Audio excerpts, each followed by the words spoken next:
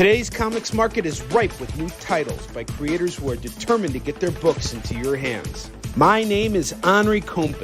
For the last decade, I've been making and selling my own creator-owned comics and dealing as a collector in live sales. My signature series, Yisun Shin, is the book that cannot be defeated in battle and has over 250,000 copies in print.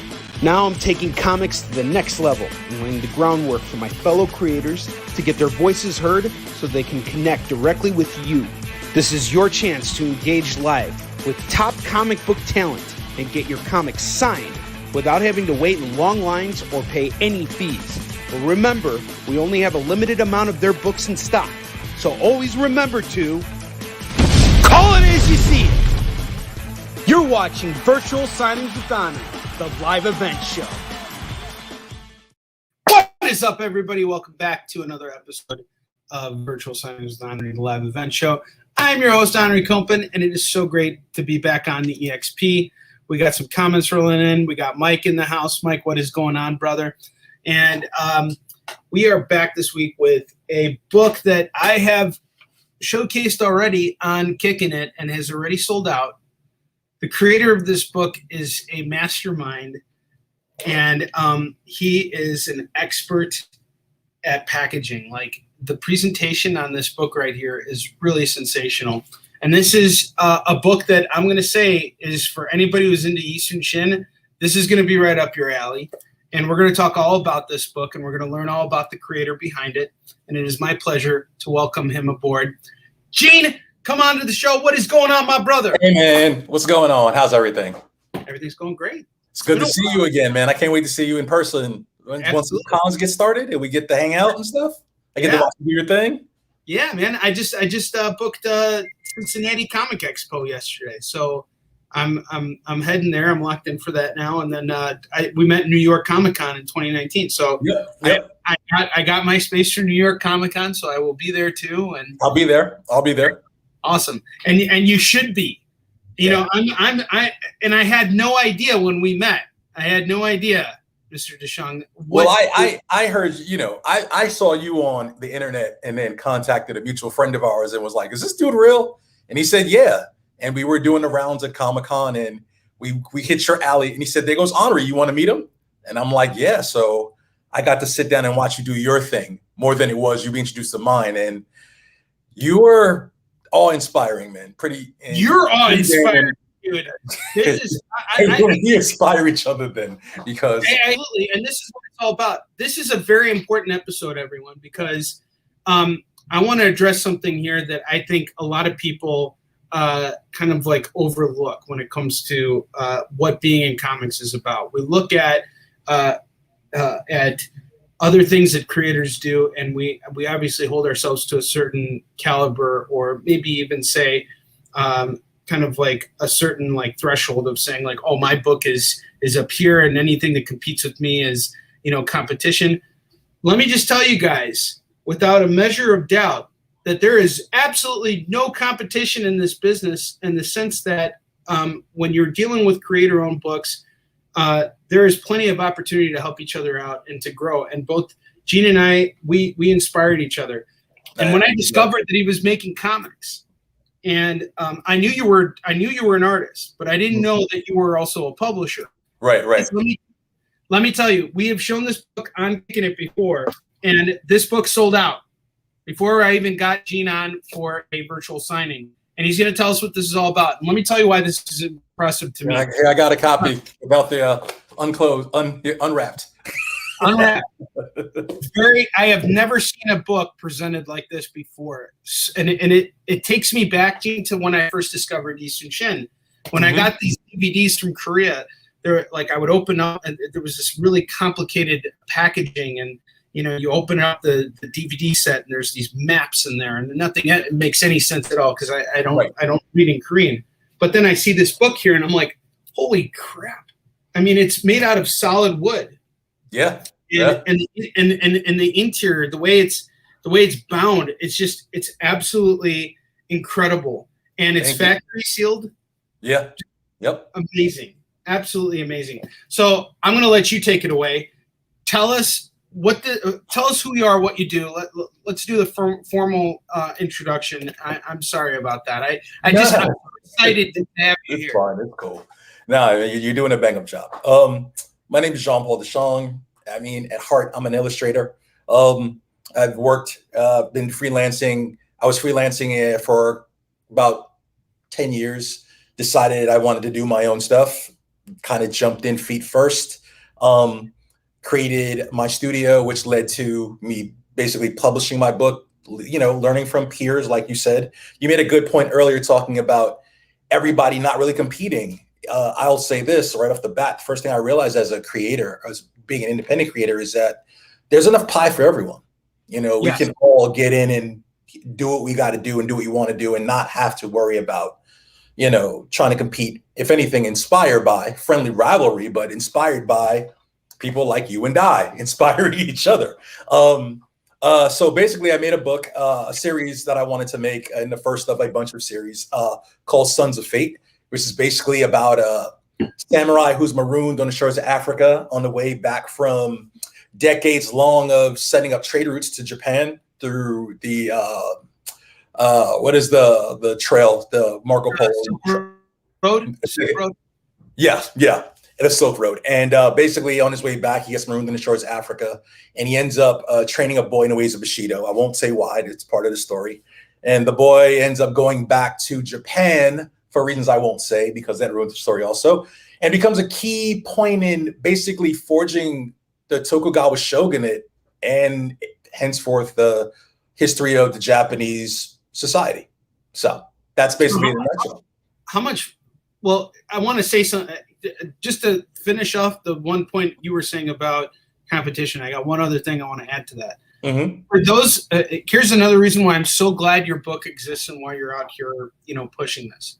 Because between the time that I get one issue of Eastern Shin done and another, like a lifetime literally passes, because it takes a really long time to put out a good, like a book like what we're doing, And I totally hold you to the same standard. Your books are really, really beautiful. The artwork is sensational, and you're doing everything yourself. Yeah. So it fills me with so much joy that anybody who comes up to me and says, "Hey, I really loved Eastern Shin. I want more books like Eastern Shin." People who have bought Eastern Shin should be buying this book. This is totally up your alley, and the story is just sensational. So I want to throw this out to the audience right now. We got. I took a picture of 4 books. We actually only have 3 because one customer already picked it up, and another customer is asking for more, like future installments. But we are going to do this for how much, Gene? The 25? $25. You will not regret it. This is just a sensational book. I read it. I absolutely loved it. And now I want to bring it over to another question to you guys, or to you, Gene. About the research that was involved in this, because this seems like kind of like it was extensive. I did 2 years of research. That was the first thing I did. I had the concept in mind, and while I was going through the bits of it, I had to research the history.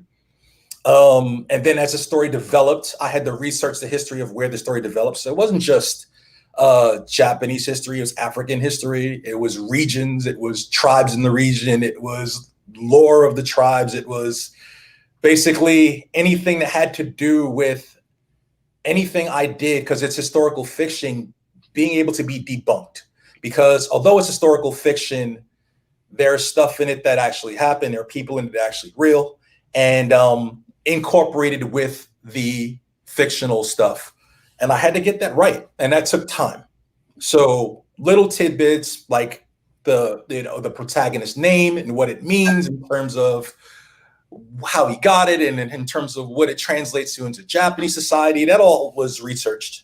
I'm not going to say it was hard; it was tedious, but when you love what you do, it really doesn't matter.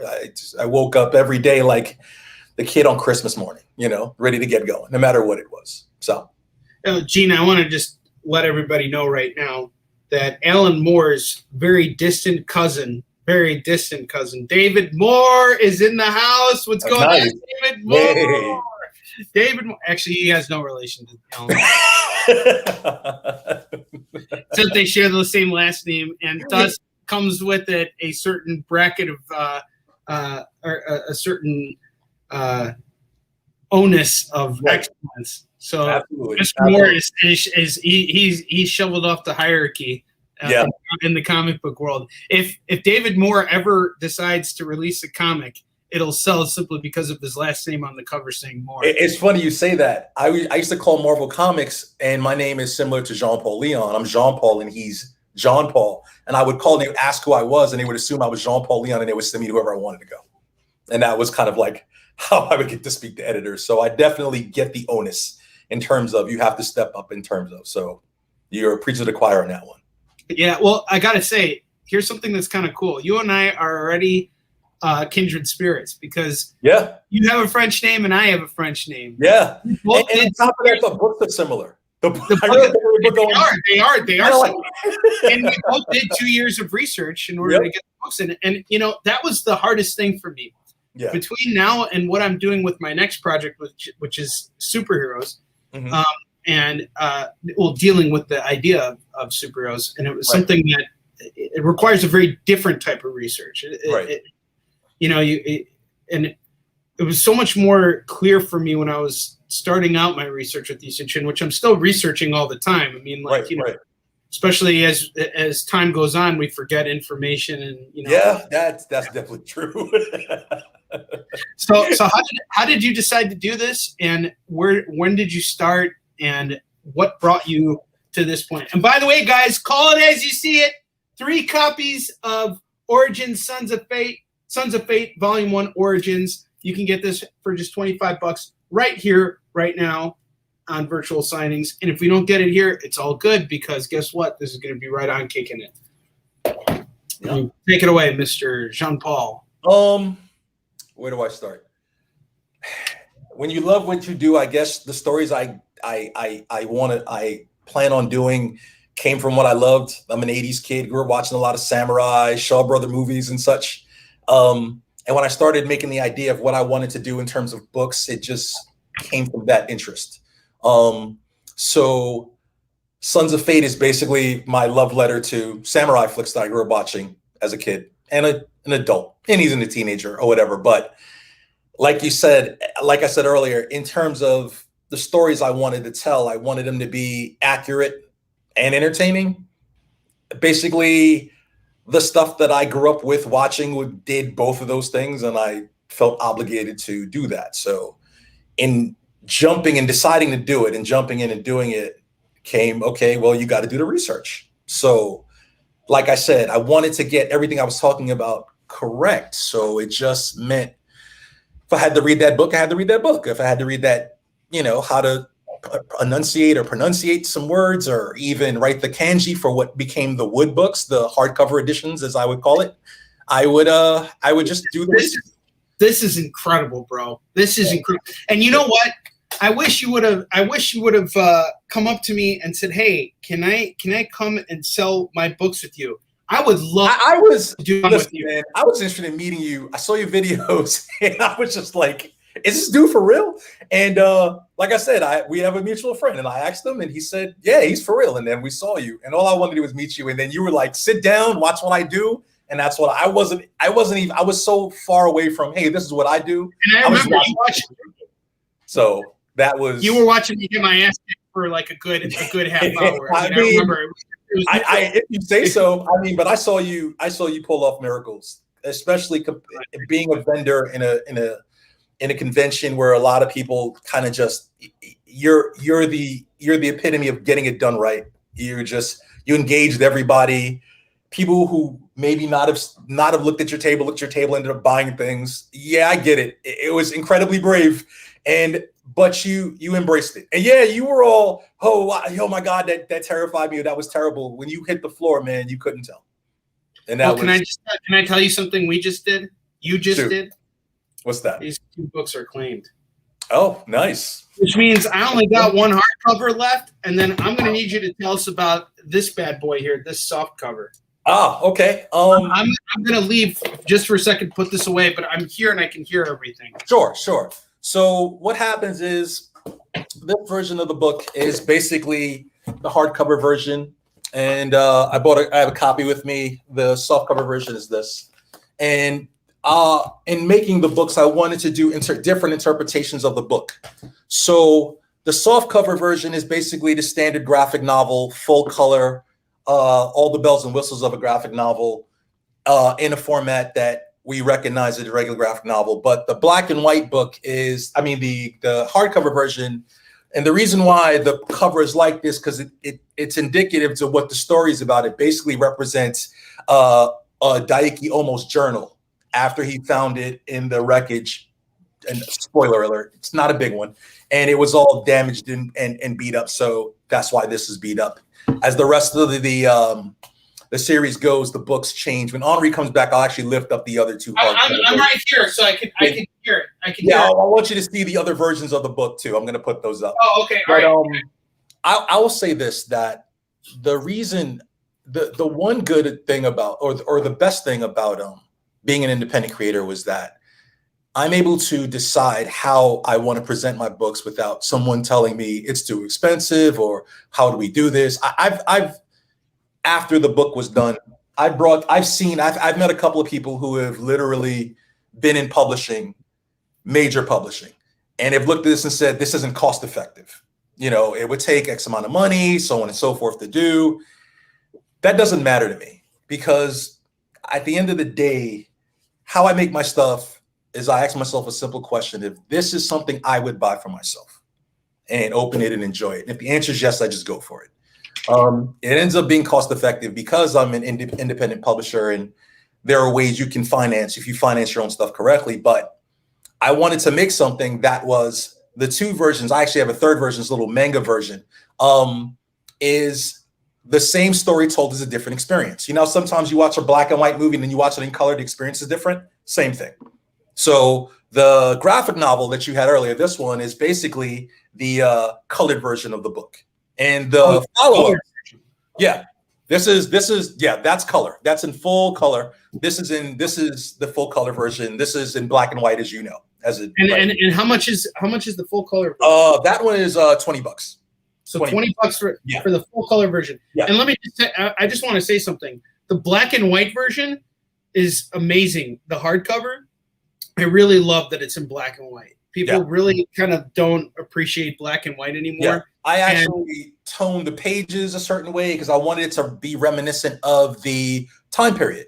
And then the ripped pages and stuff were also to be because it represents the journal that he carried, and it's marooned. So therefore, where even the second version of the book, for volume 2, is this one.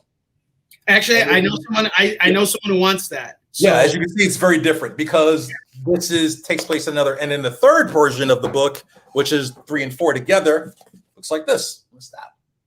And this is all burned and beat up because that's where a lot of things happen. I have to ask how you did all this. Did you do Kickstarter? How did you raise the money to make this book? I did a failed Kickstarter because I was really green and put a really high amount, and I had people attacking me. With a failed Kickstarter, you still got the book out there? Yeah, I decided to just go for it, self-publish. I just literally just kept going.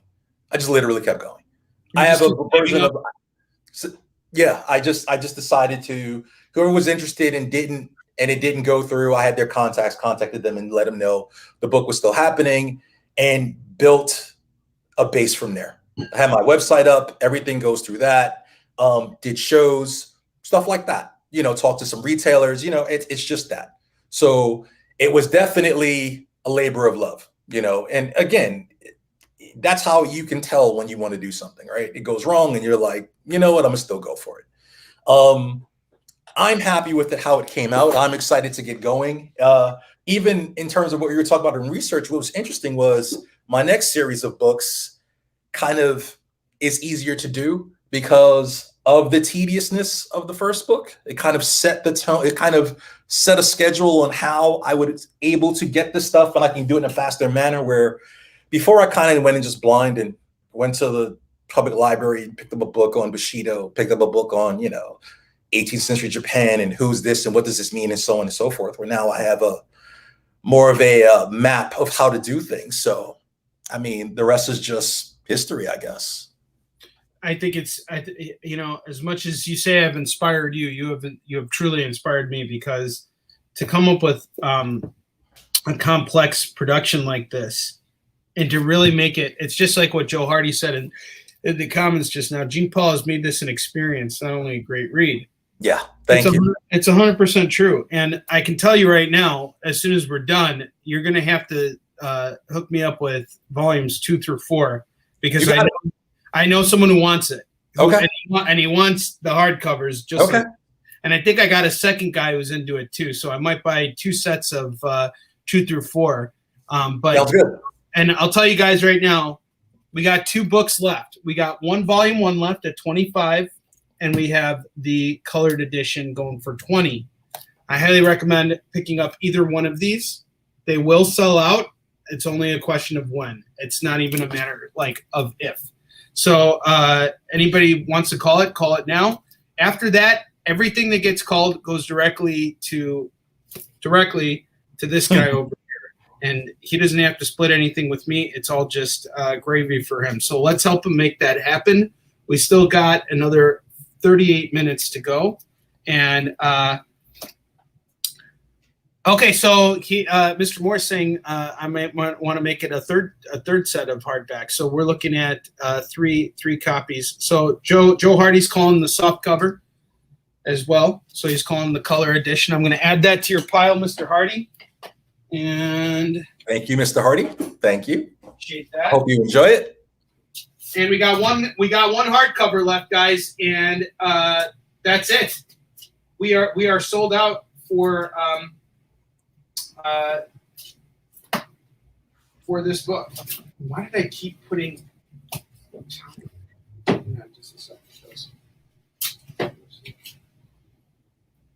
Joseph, give me a second here. 20. We got 1 book left, 1 hardcover left. I really want this to sell out on the show. This will be the first time we sell out on the EXP, and that would be fantastic. That would make me really happy. One last copy of Volume 1. After that, everything we got is gravy for Mr. Deshong over here. So it seems like you and I have gone through kind of like the same struggles as creators, where people look at the concepts we have and they say, well, there's just not enough money. There's just not enough of this or that. Yeah. And it's understandable. It's understandable. Yeah. You know, when you have a vision like what we do, it really is up to us to really see it through. Yeah. And the fact that what your story really reaffirms is that it's not impossible no matter what. Even if you have a failed Kickstarter, you can still make it. This is proof. Gotta persevere. Yeah.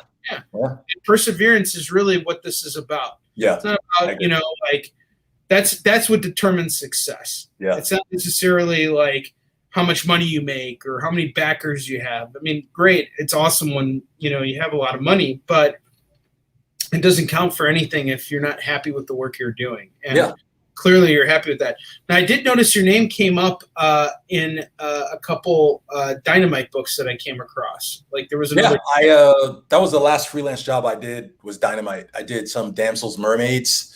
I did the Damsels series, the Mermaid stories. It was 6 issues. 6 issues. Yeah. Yep. So I came across that, and what I did was I actually sent them over to my friend Afua because she's making a book right now about mermaids. So as soon as I saw it, I opened it up and I'm like, oh man, that's Jean-Paul Deshong on here. I know him, and I love your artwork. Thank you.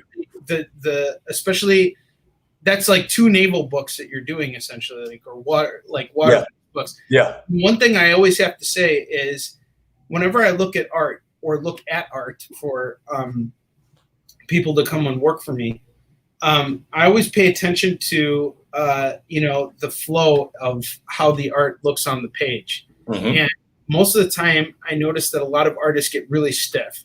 But when I'm looking at your book, there is no stiffness. Like everything is so free flowing. And if you could show us some of your artwork just by holding up the book, I'll it's a little spoilery. Let me see if I can find something that's not. Let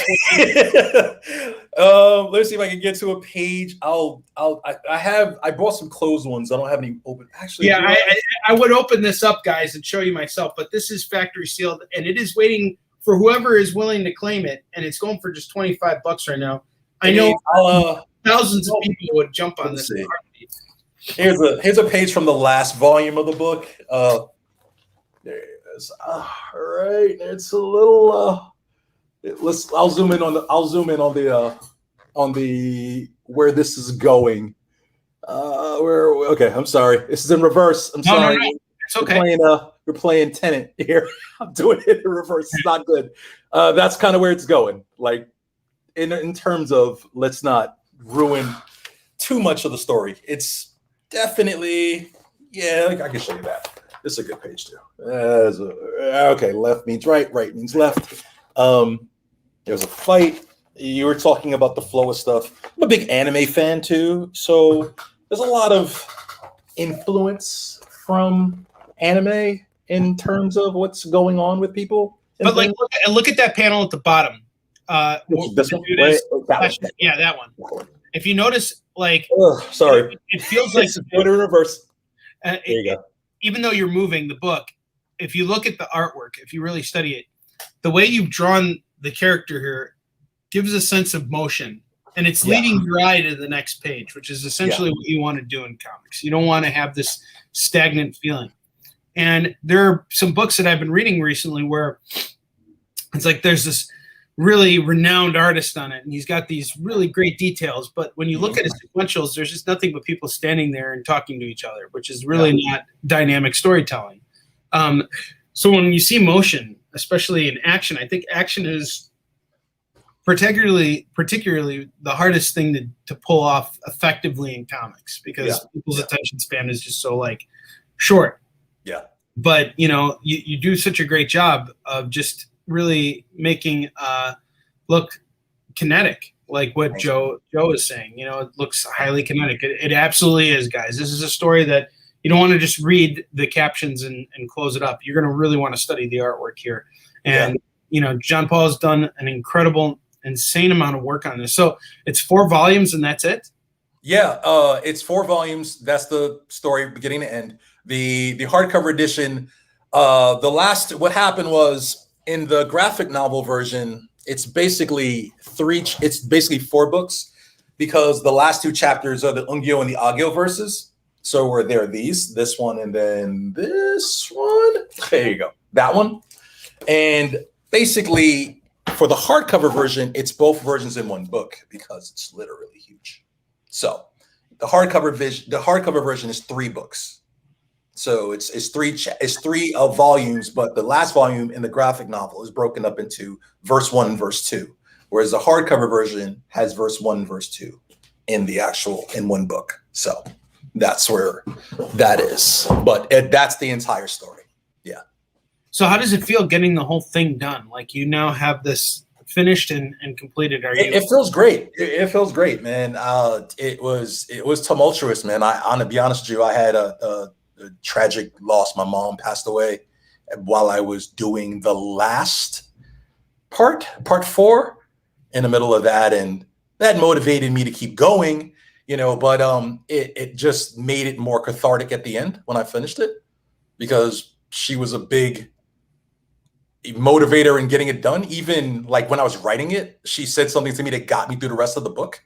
And I was just stuck, and she just happened to call me and ask me how I was doing. And I was like, I'm stuck. And she gave me some advice, and they got me through it. So the end of it was just, outside of completing it, because I found out too from other creators, a lot of artists don't finish their books. I met people that were like, I'm glad you finished this. A lot of people don't finish their stuff. And I'm like, really? And they're like, well, yeah, problems and stuff arise, I imagine, financially or whatever. So I started, the first book was 2014. And I released one subsequently every year, but the last version, the Revolution, Sons of Fate Revolution, which is volume 3, first 1 and 2, I finished and released in the the last quarter of 2018. So it runs from that to that. And it feels good. I'm about to do another book. I have another version. I'm doing a prequel I'm about to do on Kickstarter. That's all ready to go. And like I said, we're cut from the same cloth, because Yeah. as soon as I finish the Easton Chin trilogy, I'm actually going to do a prequel series about Baron So. yeah, The only difference is you decided to do 4 books and I decided to stick to 3. But right. you know, what you said just now really kind of resonated with me quite a bit, and you know, about the nature of it. So here's a question for you: how have you been moving these? Because have you been doing shows? Like, what's your main method of distribution? Well, it was shows. It's retailers it's retailers are starting to come around. I guess I could say that. Retailers, you know, it's hard. I understand the hesitancy, you know, like you said earlier, you know, it's like they gotta keep up the payments to keep up the store. And something new isn't something people will go to, and then it's very much not superhero stuff. So I imagine with Yushin is the same thing. It's like, well, I don't read, you know, my people who come to the store don't read, you know, books on this. They read superhero stuff. And I'm like, yeah, but they watch Game of Thrones, right? Like a lot of people don't. Yeah, but you know, they can't make the connection yet until something happens. And I will say that thing for us is 2 things. One, it is Ghost of Tsushima. Yes. For sure. Yes. Absolutely, hands down. When this is over, I got to get your PSN so we could just rock on the co-op together. Oh, yeah. Oh, dude, I haven't done the co-op. I'm still not even done with the campaign. I've just been like... Yeah, me neither. I'm still doing the... I'm addicted to the side missions. Yeah, I am too. Oh, dude, I'm addicted to just the standoffs. And I keep sucking it. You know, especially the guys with the spear. I always like let go at the wrong minute and like end up dying. But yeah. But another thing I want to tell you too is we really do need to talk, because I can tell you right now that there are dealers, particularly on the Comic Book Shopping Network, that would be more than happy to stock your work and be able to sell it. So we will absolutely have to stay in touch after this, because that's a foregoing conclusion. Well, of course. And the thing that's great about it is that's one of the lessons I learned was because I've been, you know, I decided to focus on conventions as my main output of sales, because, you know, obviously we know that that's the best place to be. You get people randomly, you're catching them off guard, and, you know, you get them and that's it. But the thing about comic book shops, which is really important, is that's where your communities are building up. I agree. And there are a lot of comic book shops, many comic shops that really want to support creator-owned. And in fact, this whole show exists because of dealers who really want to help connect more readers to creator-owned books. You know, that's the whole idea of it. It's funny you say that. I get in these conversations all the time. I imagine we'll have them a lot. The creator-owned stuff is really starting to outpace the standard 3, the 3 big guys.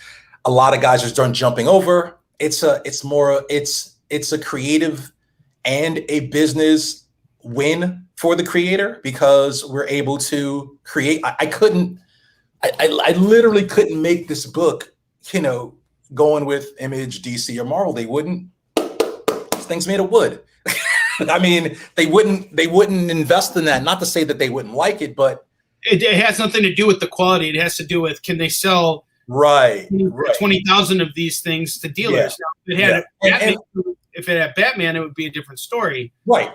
And in that, I understand. It's their 1% is my 100%. Their 1% goes to their employees. And it doesn't hit anybody else.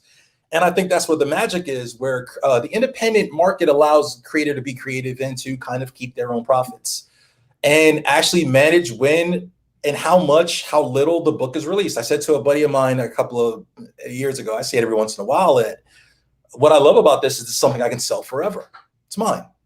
I can sell it. I can do what I want. I can release a volume every year. I can release a version of it every 10 years. I can add a story, and it's mine. And on top of that, I think the one thing that matters, the one thing that really drove me to do independent stuff, which actually is the Wooden Book, is quality. I wanted to make a book that inspired me, that I would pick up and I'd be inspired to do something, regardless of what that was. And I say, as a creator, I think the onus is on us to do that. I know there are creators that inspire me. I can't tell you that I wouldn't be here. I wouldn't be on your show selling my hardcover version of my book with the covers made of wood and all this other stuff if I wasn't inspired by the people I read before, the John Burns, I read Watchmen when I was a teenager. When I was 11, you read Watchmen. So you officially have your allowed to be considered a comic book fan card because you actually read Watchmen. I read Watchmen too. I got to tell you, I read Watchmen and my cousin's version. It was his. I didn't have it. And The Dark Knight in the same summer. I was 11. It changed my life. You know what? I didn't. It was so. What's the word I'm trying to look for? And I don't want to sound mean saying it. Dense is what I felt about it. Because it is. And I felt like Ross and Friends when he was 18 pages. He literally, my cousin had the books. He has the original. Oh, the single issues. Yeah, we had those too. I just ran through those, and the in-between parts were like, and he's like, read it. And it's like, okay, I'll read it. And I would say, that and all the G.I. Joe and Transformers I watched. This was just like, you know what? When you do something, it's got to be on this level. You got to put your best foot forward. And like I said, as a creator, I think the onus is on us, especially with shows. And I imagine you've been on that end too, where you're just showing your portfolio and you're getting crushed and you're getting your dreams tormented and stuff. And you got to develop thick skin and get told the truth at the same time so you can progress. But I can tell you that a truth that's going to advance you forward. And here's the difference. Like, it's one thing, and we've both been critiqued, right? Mm-hmm. It's like you get your portfolio, you show off your portfolio, and someone just says, "Oh, this isn't going to cut it," the blah blah blah. But they don't really give you any direction to go. They're just kind of like using the opportunity to kind of like poop on you. Yeah. And I think it's important that creators out there who get that feedback take it with a grain of salt. And of Absolutely. course, but go on. I'm sorry. I mean, no. It's fine. You're absolutely right. It's number one. What I realized. And ironically, I'll say it took me to do my own stuff. Actually, it didn't. There was there was something I was told. I'll leave names out. I had to sit down with a company. We'll just call it a company, one of the major companies, to show my work. And an editor, who I will not name, told me my stuff wasn't marketable. While I was in the market, I was literally working for Zenescope. Literally. And that kind of made the wheels start turning. And I realized that a lot of this stuff now was so good about independent stuff. Your career, your future isn't at the whim of one person who's looking at your stuff. It's all objective. It's all subjective. You may not love it. Someone else may adore it.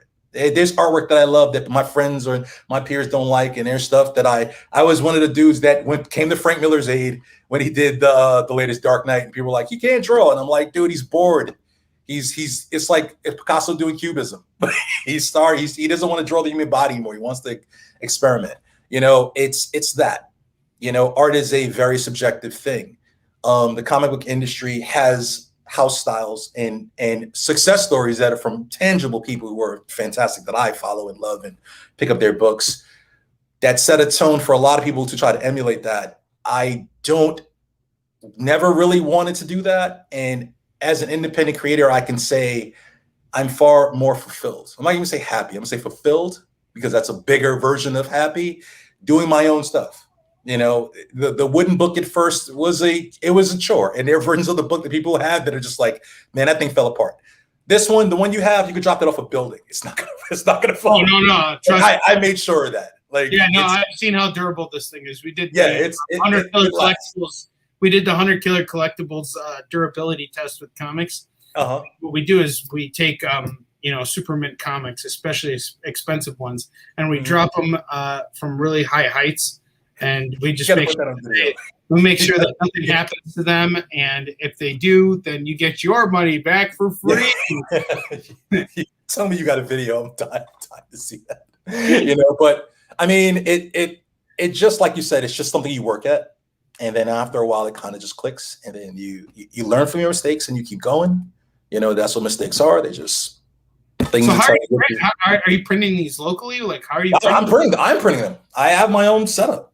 I spoke to a creator a couple of years ago that was printing her own books, and she told me what to do, and I invested. And the funny thing was that I was getting my stuff sent out, and I wanted to do stuff with the book creatively that the printer told me I wasn't able to do, or I literally was gonna have to pay a lot of more money. Printing my own books allows me to save. I get my cost is a fraction of what I pay for printing, and the quality of the work jumps tenfold. Okay, hold on a second. You're actually manufacturing the book. I am manufacturing. This is printing. I am. Oh my God! This is crazy. Oh look here! Look, I'll even take out the wooden parts from the book that I have to do. No, I literally had those on the other day. No middleman, Artie. And David Moore, I did chuckle about how he mentioned how his long lost cousin was a bit wordy back in the Watchmen days. We got Mike Watson in the house. Hey, what's up, Mike? We need to get you on here, buddy. We're about to sell out of Volume 1 of Sons of Fate Origins. We got one copy left, going for $25. Call it as you see it. Let's sell out of this book right here.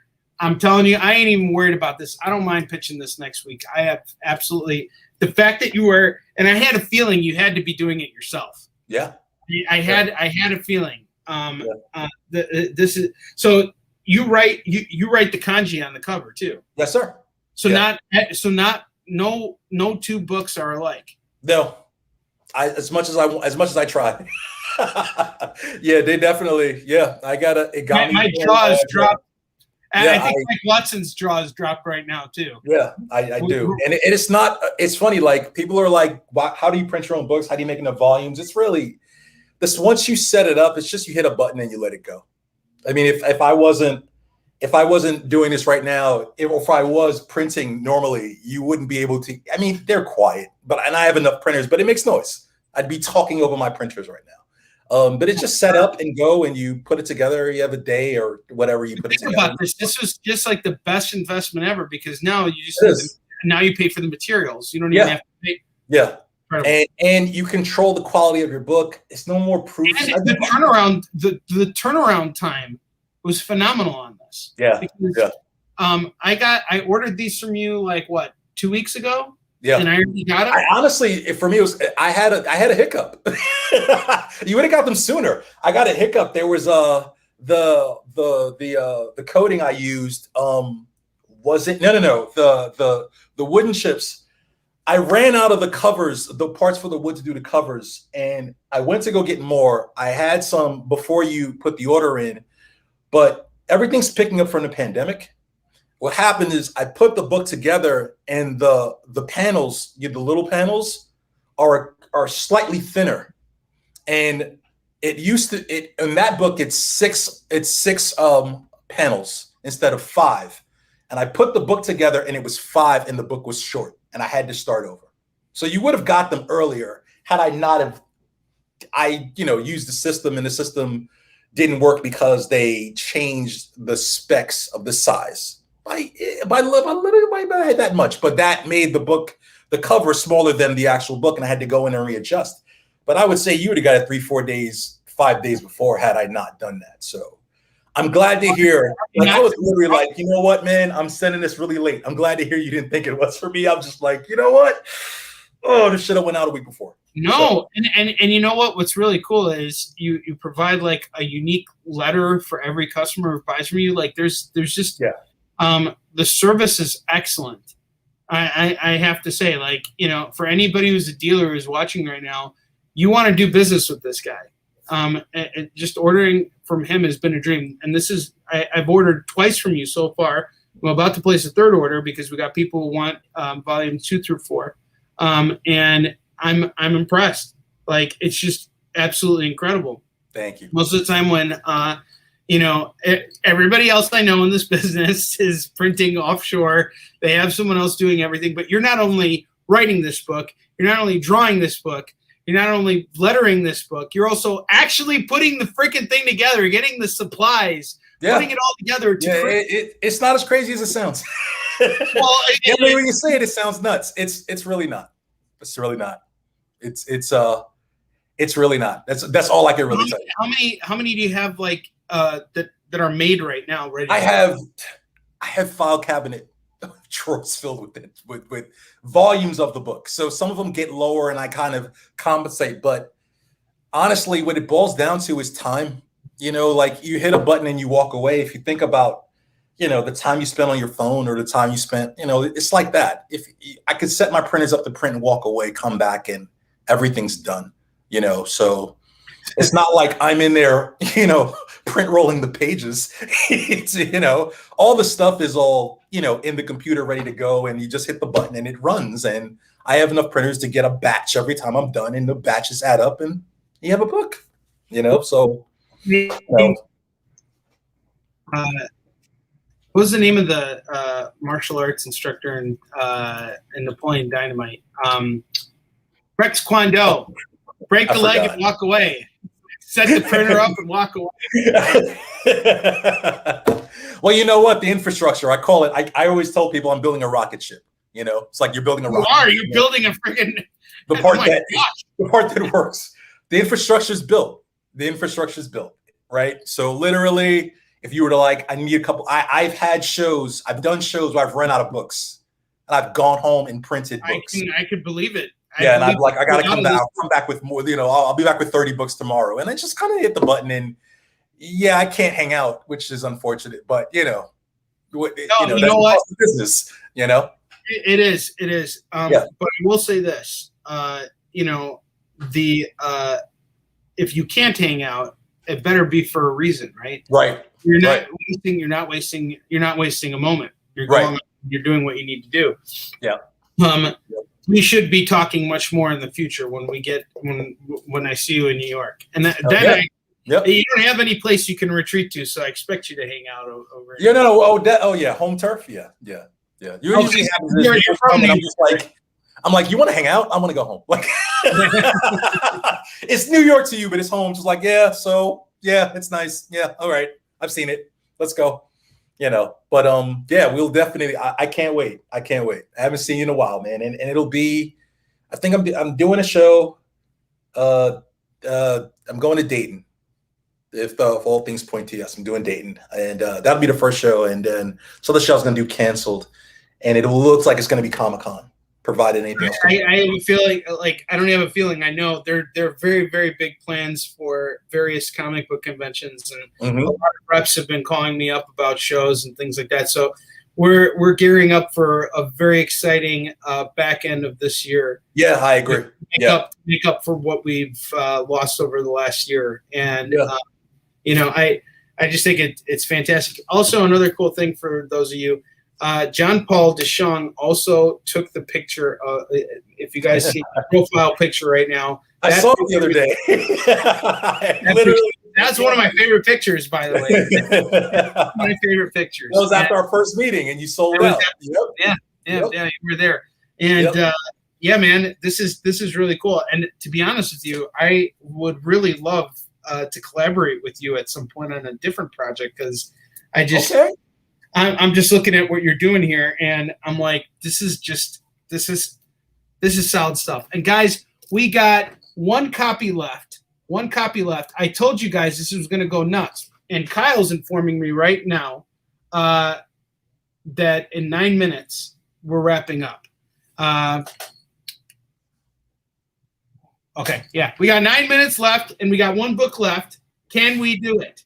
$25 gets you the first volume, and we're sold out. You like this book and you want more, you let me know. I order more. It's really that simple. And we don't have to wait. We don't have to, wait for an offshore print to come in. The man himself, the man himself is going to, I just, left, right. left, right, BA, start, No, I throw on my smock, and I throw on the goggles, and I'm hammering away in the dark, like the Keymaster, and it's all dark and candlelit. That's how the books get made. I'm actually thinking more like you're like Tony Stark, you know, building that first one armor. In a cave. I'm in a cave banging away at the books. Yes, that's not far off. Yes. Yeah, like I get permanent stains on my hands that go away in a couple of weeks, but So it's what, all in the things of progress.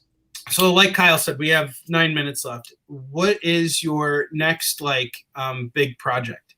Well, the Kickstarter I'm about to release, I'll give you guys a first peek of the actual book. That's the prototype that's done is that. So that's the follow-up for the Sons of Fate series, the prequel.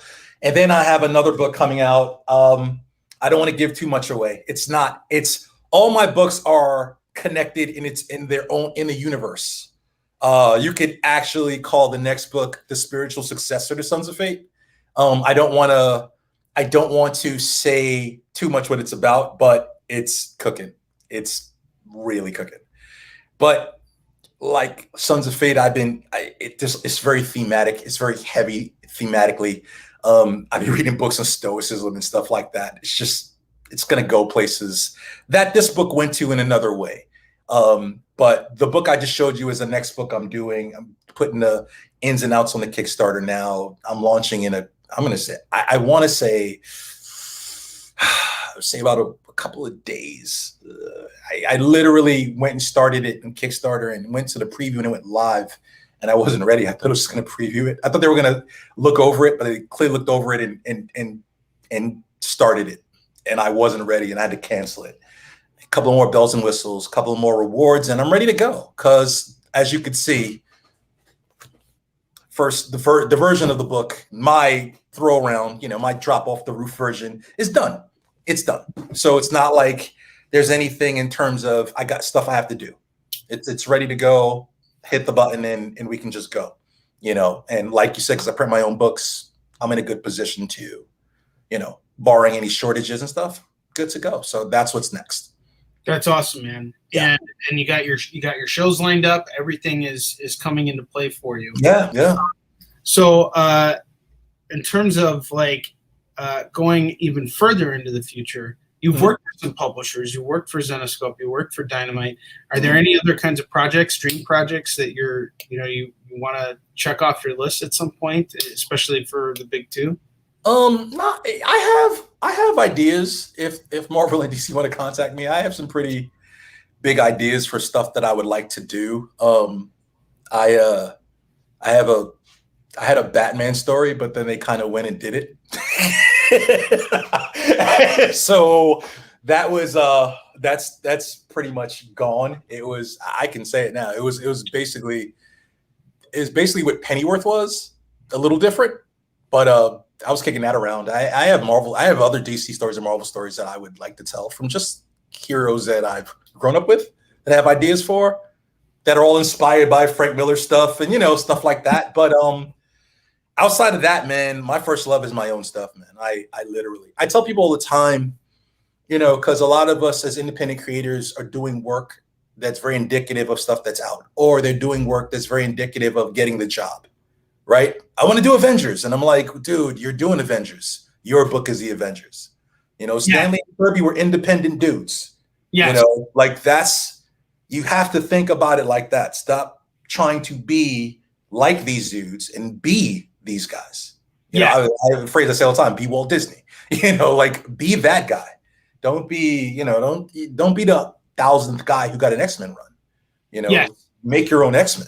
They weren't the X-Men all the time. They were, independent people, independent, non-popular books like what we're doing now, and they persevered. So I love doing my own. I love my own stuff first and foremost. But yeah, I got ideas. Yeah. Awesome. All right. We got 3 minutes left. And in those 3 minutes, do us a favor. Tell us where we can find you and say what you want to say. Dance how you want to dance, kind of thing. You could find, along with Hunter Killer Collectibles, all the books on my website, blackberryjuice.net. I literally am on Facebook under my name. Instagram is follow Japes at Instagram. And Twitter is my name on Twitter. I don't have Snapchat. And that's really all I can say. Call it as you see it, folks. We got 2 minutes left on the clock. But Mr. Deshong, thank you so much for being on the show today. This was a wild episode. This is the fastest I've seen a book sell on our show so far. And Glad to hear it. I'm very happy to see it, and I have no doubt that we're going to sell out of this and that we're going to get more out there. And thank you so much for joining us today and sharing your story. Anytime, man. I look forward to coming back. And telling us what you actually do. And we will absolutely have you back for sure, man. Yep. And I look forward to seeing you in person. Yeah, can't wait to see you, man. Couple of months. We're gonna hang out. Couple months. We got to work on our A game in that time. Yes, sir. Yes, sir. I look forward to seeing you work your magic. I literally don't even want to be around you. I want to be somewhere else. Why? I'm gonna watch you. Because I'm gonna watching you. I'm gonna sit there and I'm gonna watch you. I'm not gonna do it. You don't even have to be far away. We got plenty of we got chairs and everything. Sounds good. Yeah. All right. Well, we got 1 minute left, folks. Thank you so much for tuning in today, and thank you so much for being a part of this excellent show. If you are looking for creator-owned comics and independent creators, this is the show where you're going to come and get the best of what's out there. We are constantly out there meeting new creators, picking up their stuff, and Virtual Signings with Onrie is an excellent opportunity for you to not only grab their books, but to get to know them a little bit better behind the scenes. So thank you so much for tuning in. We got less than a minute to go, and it looks like this was a successful show. So take care, guys. Yeah.